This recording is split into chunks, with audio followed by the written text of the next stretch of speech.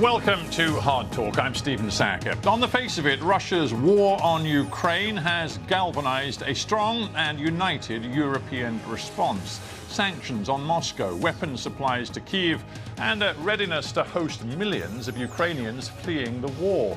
But scratch the surface, and there are significant variations. Romania is notably reticent about the scale of its aid to Ukraine. Why?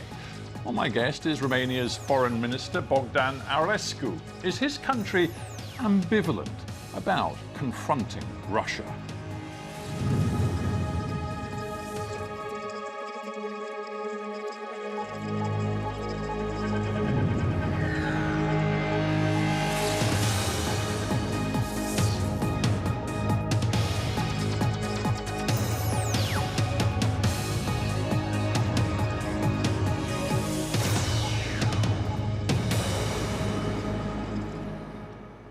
Foreign Minister Bogdan Aurescu, welcome to Hard Talk. Thank you for having me. It's a pleasure to have you. How destabilizing has Russia's war on Ukraine been to your country, Romania?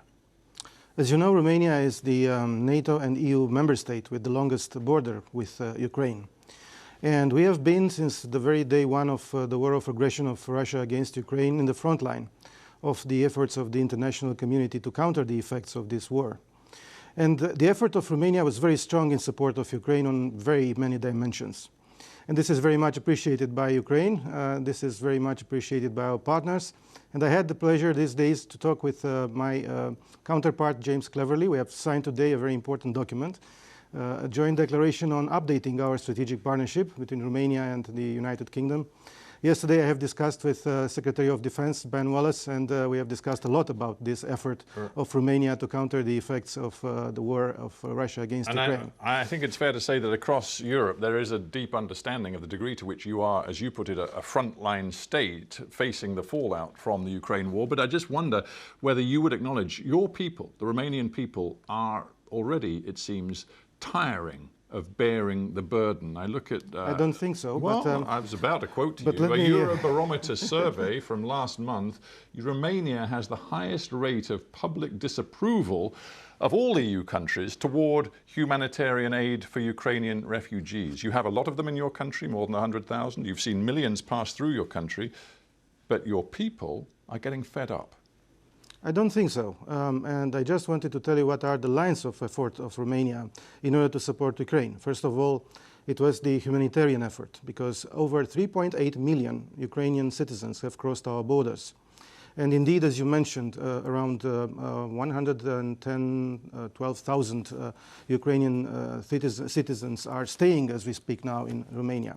And for everybody, those who crossed our border, but also for those who stayed, we have extended a very large area of support. For instance, free accommodation, free transport in the public system, free access to the medical care system, free access to schools for the children, because most of these persons were mothers and children, but also free access to the job market. And Ukrainians coming to Romania were able and are now employed in Romania. So the effort was huge. Then we had the humanitarian center, which we created in the northern part of the country together with the European Commission. That's the humanitarian effort, but it's already 1 year since this is working, with almost 80 international humanitarian missions with 400 trucks of humanitarian aid, which was transported to Ukraine. But and then it was as I say, the public, it seems, is wearying of some of the burden. But I don't want to just stick to the humanitarian challenge, because there's also a security... 65% of the Romanian citizens are supporting the granting of humanitarian aid to Ukrainian citizens, which are coming to Romania. I think it's a very good percentage. The Romanians have opened their arms and houses to the Ukrainian citizens, and they are continuing to support the Ukrainian citizens who are coming as refugees in Romania. There is no question about that. Let's talk about the security situation as well, because again, it's a challenge. You have the Black Sea security situation. You also have your airspace to defend. You are, as you said, the country with the longest border with Ukraine. You also clearly have a major interest in Moldova, where again we have seen Russian interference. To what extent do you fear that in security terms Romania could get dragged into conflict? Romania is a NATO ally, as you very well know, together with UK, and we've been discussing these days about the support of UK for air policing in Romania, for instance. But not only for that, because we have an excellent cooperation in the security dimension in the military field.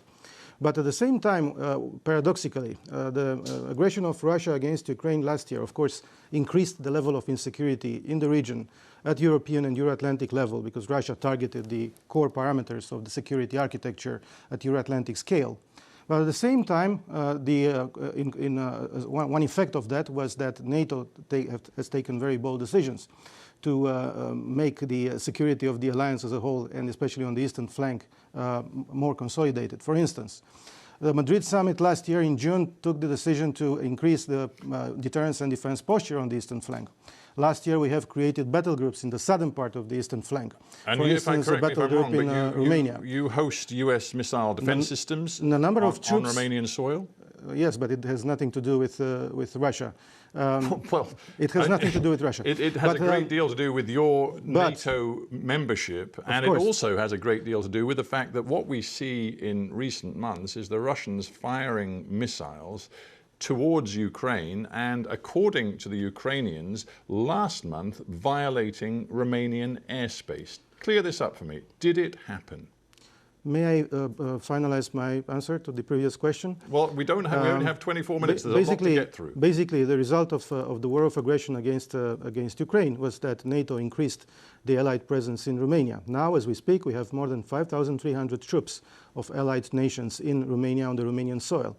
We have Americans, of course. We have the battle group, which is led by France, together with soldiers from Luxembourg, from Netherlands, from Belgium, from Poland, and many other countries.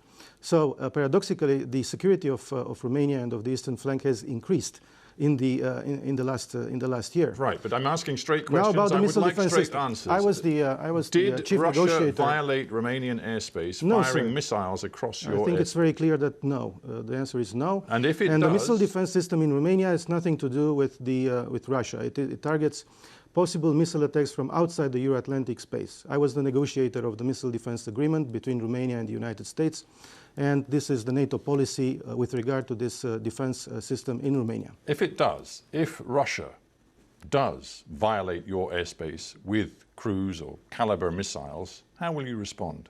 I'm not commenting on hypothetical events. This is something which has to deal with NATO collective defense. Why doesn't Romania go public with the scale of its own military financial assistance to Romania? European partners To Ukraine, you mean? To Ukraine. European partner nations are very clear about the scale of military assistance they're giving. You keep it secret. Why? Because this is the policy of my government, we consider it is more efficient in this way. I think what is really important is for NATO and for NATO allies to be able to help in an efficient manner Ukraine. And we think that this is better for Ukraine. Your Ukrainian counterpart, Dmytro Kuleba, has been on this program several times. He always says, when it comes to what he needs from European allies, he says, weapons, weapons, weapons. Others are giving tanks, others, Poland, Slovakia, giving warplanes. Just tell me what you have given to Ukraine. I'm not commenting on that, as I told you. I know you're not going to give me the detail, but have you supplied tanks? Have you supplied heavy artillery? Sorry, I'm not commenting on these issues because this is the policy of my government, as I have just told you. You see, there are people inside your country and partners outside who believe that Romania is giving very little. Well, I'm not commenting on this. And is it because, and I refer again to public opinion surveys inside your country, there is a very significant body of Romanian opinion that doesn't want your government to offer assistance to Ukraine? The public support in Romania for assisting Ukraine, I think it's quite large. And I think we are doing the right thing. Russia has violated international law. Russia has violated the territorial integrity of Ukraine. Ukraine is the victim of the aggression. We need to support Ukraine. And I think this is very clear for the large majority of Romanians. There is no doubt about that. You're a democracy, aren't you? Do you have doubts about that? Well, no, but I do know that in democracies, the public expect accountability from the government. If you are sending significant funds and significant military equipment to Ukraine, your public, the people who vote in your government, surely have a right to know. Well, I think at the end of the war, many things will be known. But what is important now is to help Ukraine to win this war. This is my comment. Do you believe in accountability? Absolutely. So where's the accountability? Well, I think Russia should be accountable for what it's doing in Ukraine. And I think we are supposed to help Ukraine to win this war. And this is what we are doing together with the other allies. We are, well, part of the effort of the European Union, of NATO. We are supporting the defense capacity building programs in both Ukraine and Moldova. We are joining the European Peace Facility, including the recent deal to acquire together ammunition. We are part of the 17 EU member states together with Norway, which are very consistent part of this arrangement, which was recently agreed on Monday in Brussels. Let's talk urgency. I just spoke to the President of the Czech Republic, Petr Pavel. He says the need right now to back Ukraine militarily is urgent because he says there's a window of opportunity this year for Ukraine to make significant military gains. He fears that if they don't make those gains this year, the will of Europe, particularly to back Ukraine, will begin to dwindle. Do you agree? Yes, I think it's very important to support Ukraine now, because the following weeks and months are crucial for the fate of the war in Ukraine. Do you feel a sense of fatigue with this war in your own country? In my country, no. But perhaps in other countries, which I'm not commenting on, it might be. But as far as Romania is concerned, I don't think it is the case. Well, it's interesting you say that, because your own Minister of National Defense, Vasile Dinku, he gave an interview last autumn in which he said that, in his opinion, Russia can sustain this war indefinitely. Ukraine's only chance of achieving peace is to engage in negotiations with Moscow. He said that actually he believed those negotiations should be handled by NATO, by international partners of Ukraine, because he said it's going to involve concessions which the Ukrainians themselves will find it very difficult politically to make. Mr. Dinku is no longer Minister of Defense of Romania. But the point is, this is only in October. Your defense chief... The official position of Romania, as was presented by the President of Romania, you might quote him as well, is that the official position of NATO and of the European Union is that the peace negotiations will start when Ukraine will consider that it is fit to start. It took at least 3 days for your President and Prime Minister to actually back away from the comments from Mr. Dinku. Why? Back away? I don't think that they have endorsed these comments. No, that's what I'm saying. They didn't back away. They didn't deny the truth of his comments, and that being Romania's position of Romania is very clear. Days. The position of Romania was very clear always in that respect. And this is the position at the level of the European Union and NATO as well. This is the position. The definition of peace and win in Ukraine belongs to the Ukrainians, because they are the victims of the aggression. If the Ukrainians would like to start the negotiations, well, it's up to them. If they want to define what means peace and what means victory as far as this war is concerned, it's up to them. But we've talked about the impact of the war on your region. Can there be regional peace? Can there be a stability for Romania if Russia is allowed to occupy Ukrainian territory? Nobody should force the Ukrainians to accept a peace that they don't want. And nobody should force the Ukrainians to cede territories which were forcefully and illegally occupied by Russia. This is the international rule of law. We cannot accept such kind of ideas. Should leaders of NATO and EU member states even contemplate negotiation with Vladimir Putin, who of course now is an indicted, wanted, suspected war criminal, thanks to the International Criminal Court? And I have personally welcomed this decision, because we think that nobody should be impugned before the international justice for crimes committed in Ukraine. Romania was one of the 43 countries which seized in the International Criminal Court in March last year for crimes of war, crimes against humanity and genocide committed in Ukraine. Is Putin a man who can be negotiated with? Well, that's a very good question. Only the Ukrainians could answer this question. As far as I know, President Zelensky is not very happy to negotiate with Mr. Putin. Mr. Zelensky, of course, wants as much support as he can get from countries such as yours, EU and NATO member states. Why is it that Romania, in the course of this year and more of war, is still pursuing beefs, if I can put it that way, complaints against Ukraine? There is a tension and a fractiousness to your relationship with Ukraine. Why do you continue with that? I'm not sure what are you talking about. What fractions do you think? There's at least two different issues which have revealed differences in the last year between you and Ukraine. One, as you well know, is the status of a canal at the mouth of the Danube, which the Ukrainians have been dredging because they desperately need a new port facility, given what Russia is doing in the Black Sea. You have objected to that dredging and called for it to be halted. Why? If you speak about this issue, this is a bilateral file which has quite a long history, I think almost 20 years. Yeah, with respect, Minister, Ukraine is fighting for its national life. It has a long history. And you and your country choose to demand that they stop trying to develop a new port facility. Why? So I was trying to answer your question. So this is has a long history. This file has a long history. And, to cut it short, recently the Ministry of Transport in Romania has flagged that it might be that the Ukraine side is dredging on this part of the Danube Delta, which is a unique ecosystem, which is highly protected by many international agreements regarding environment.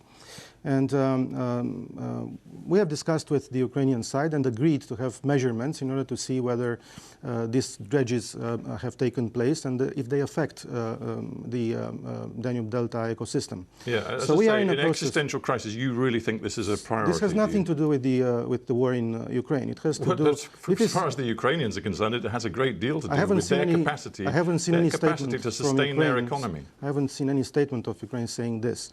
To the contrary, we have now underway a process of technical measurements on that canal. And of course, we will see the results of these measurements, and this issue will be solved bilaterally.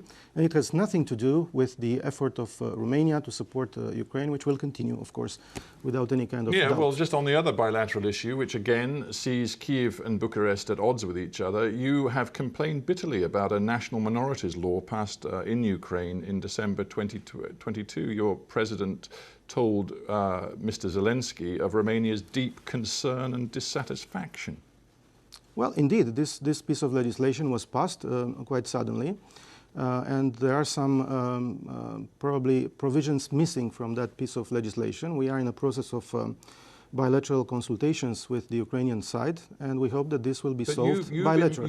You, on your side of this argument, have claimed that it absolutely curtails the ethnic Romanian minorities' right in Ukraine to speak Romanian in schools. That's not true, according to the Ukrainians. Mr. Zelensky simply says that when it comes to children in Ukraine, he says they must know their own language. They must also know the Ukrainian language. That is only fair, he says. Do you have a problem with that?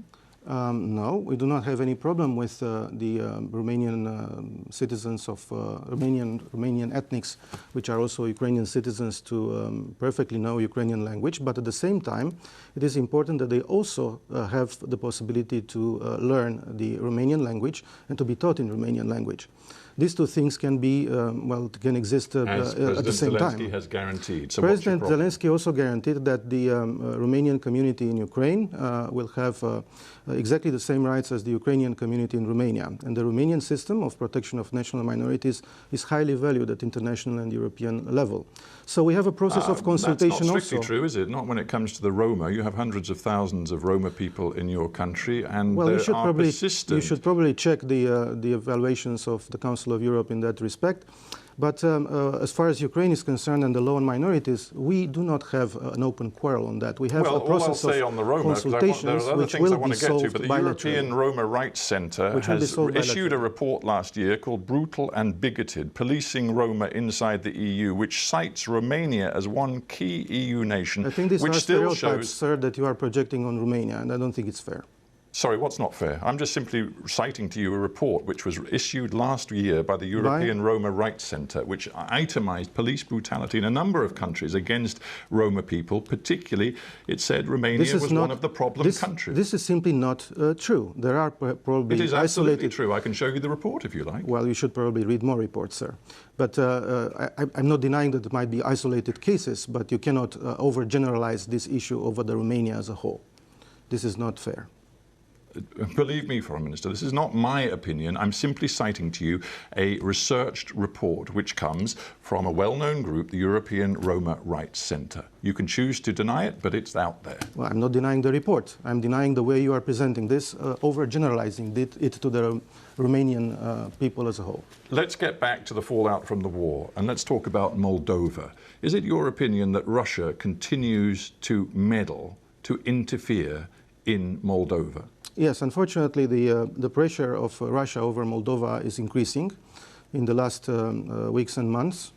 And this is very visible from the threats that they are targeting the Moldovan officials, the Moldovan government, the decisions of the Moldovan government, which is a very pro-reform, pro-European oriented government. You've deepened your ties with that government in terms of financial markets and also in terms of sharing long-term aspirations. You want to see Moldova inside the European Union. Absolutely. One day. But do you actually also want to see Moldova inside Romania? Would you like ultimately to see unification of Moldova with Romania? We want to see the unification of Moldova with Romania within the European Union by Moldova becoming a member of the European Union as a state, as an independent state. And in the meantime, as you say, the Russians, you say there is evidence, and by the way, I don't know what evidence you're citing of continued Russian interference and meddling. Can you give me some substance to that? Well, there are public statements by the Foreign Minister of Russia, by the spokesperson of the Russian Ministry of Foreign Affairs. You can check this. What I have seen is Dmitry Peskov, spokesman for the Kremlin, delivering a warning to Moldova, saying Russia was and is, his words, a responsible party regarding Transnistria. We know that Russia keeps more than 1,000 troops in Transnistria, which is a sort of breakaway enclave within Moldovan territory. Under Russian control. He says, this is Peskov, we would advise our Moldovan counterparts to tread extremely carefully. And he says there is anti-Russian hysteria in Moldova. How fearful are you that there will be an extension of the conflict into Moldova? Well, I don't think there is a challenge for Moldova in terms of a possible military attack of Russia against the country. But I think there are already other ways from the, let's say, hybrid instruments tool that Russia is using. And these were already revealed by the Moldovan authorities. Groups of people hired and financed by pro-Russian forces, which are trying to destabilize the country, organizing protests which are paid with Russian money. These are information which were revealed by the Moldovan authorities. By now, the Moldovan authorities and the Moldovan government managed to deal in a responsible and calm manner all these challenges. But I think, and we were discussing these days with my counterpart, with the Secretary of Defense Wallace, it is important to continue the support for consolidating the resilience of the Republic of Moldova, to consolidate their defense capacities. Even if Moldova is a neutral state, they have no intention to join NATO, but it is important to support them to consolidate their security system. If there were deep instability in Moldova and maybe violence as well, would Romanian troops intervene? Well, this is I think, not the case. I think the Moldovans are able to deal with their own security. What we need to do is to help them to be able to be, in control and to continue to be in control. And this is something which is already assumed at the level of NATO, the level of the European Union, and at the level of the partnerships between some member states of NATO and of the European Union directly with the Republic of Moldova. We talked earlier about urgency. I talked about the Czech president telling me of a window of opportunity. What do you think is going to happen by the end of this year? Do you believe Ukraine has the capacity to win this war this year? Well, I wish Ukraine be able to reject the aggression of Russia, to cope with the Russian aggression, and to be victorious. This is our hope. This is why we are supporting Ukraine as much as we can and as long as it takes. All right, we have to end there, but Foreign Minister Bogdan Aurescu, I thank you very much for joining me on Hard Talk. Thank you so much. Thank you very much indeed.